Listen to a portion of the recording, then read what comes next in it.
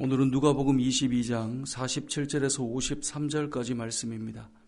우리가 오늘 본문 말씀을 보면 이제 예수님을 잡으러 가룟 유다를 중심으로 무리들이 올라와서 예수님과 맞닥뜨리는 내용을 볼 수 있습니다.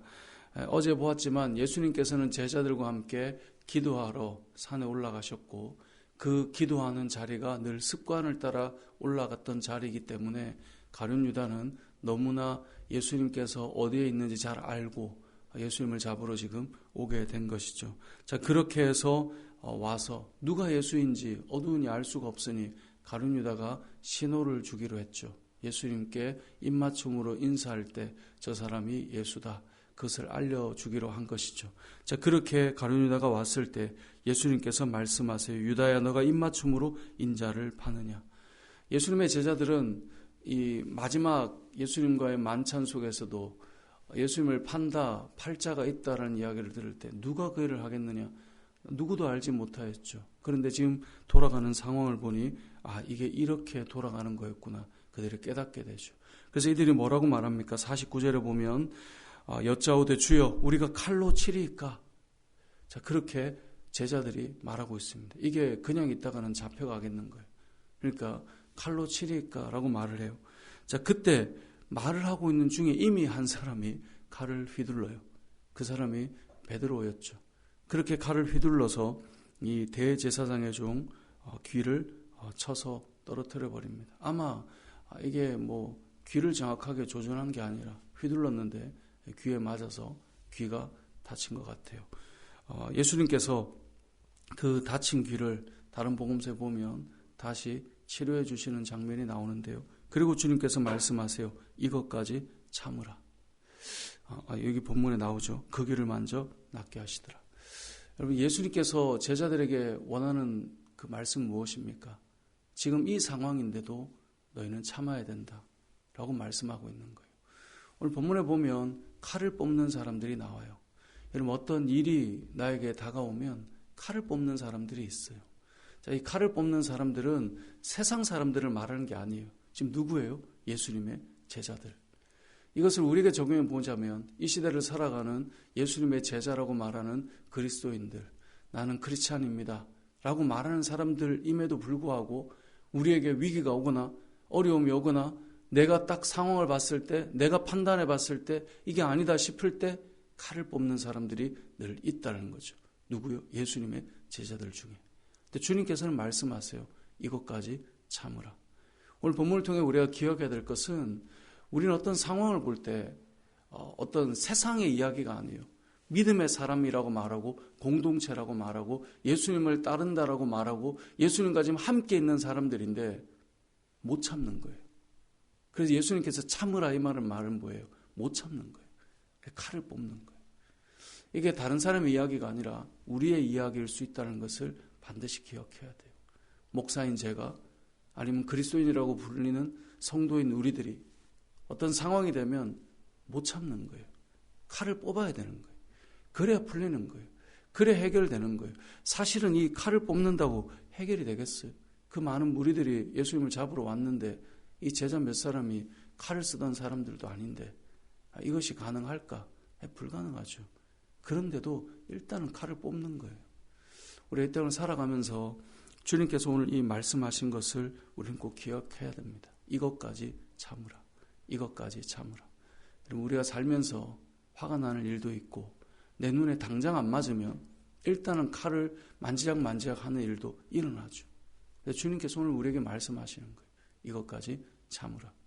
왜냐하면 참을 때 예수님의 그 십자가의 사명으로 이어져 갈 수 있기 때문에 이게 가능한 거예요. 저와 여러분은 사명자예요. 우리의 감정을 풀어내는 사람이 아니라 우리는 사명자예요. 사명자는 그 사명을 위해 참는 거예요. 예수님은 사명을 위해 정말 예수님께서 원하신다면 하늘에 천군 천사를 불러서라도 다 해결할 수 있단 말이죠. 그런데 하지 않아요. 왜요? 사명 때문에. 왜 성도는 참는가? 사명 때문이에요. 저와 여러분이 이 시대에 우리를 하나님께서 이 땅에 보내셔서 우리가 살아가게 하시는 그 길에는 다 부르심의 소망이 있다라고 우리가 성경 공부할 때 에베소서 말씀을 통해 배우지 않았습니까? 저와 여러분에게는 부르심의 소망이 있고 사명이 있는 사람이에요. 그래서 참는 거예요. 주님께서 말씀하세요. 참으라. 자, 오늘 본문에 이 사건만 떼놓고 보면 이들이 칼을 뽑았는데 모든 삶은 단편으로 끊어서 볼 수 없는 연결고리들을 가지고 있어요. 그럼 제자들은 왜 참지 못했을까?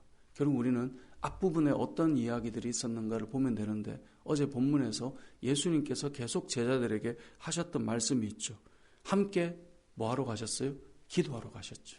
근데 제자들은 뭐예요? 자고 있는 거예요. 그래서 예수님께서 계속 제자들에게 말해요. 40절 유혹에 빠지지 않게 기도하라. 기도하라는 거예요. 유혹에 빠지지 않게. 그리고 46절에 보면 시험에 들지 않게 일어나 기도하라.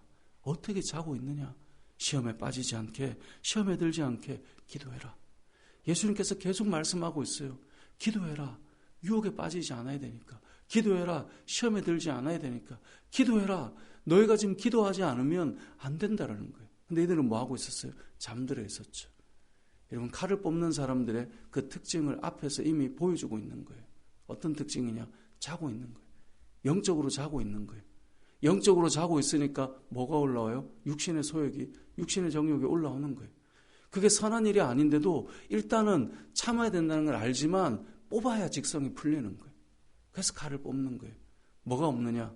시험에 들지 않게 기도하라 하셨지만 이들은 자고 있기 때문에 이들은 어떻게 됩니까? 칼을 뽑았다가 뿔뿔이 흩어져요. 그래서 우리가 무엇을 해야 됩니까? 기도해야 되는 거예요. 어제 본문의 말씀, 우리가 기도는 호흡과 같아요. 습관을 따라 늘 주님 기도하셨고 뭔가 문제가 생겨 올라오는 것이 아니라 늘 기도하는 분이셨죠. 주님께서 그러하셨고 또 주님께서 기도를 통해 기도는 씨름과 같다라고 어제 우리가 보았지 않습니까?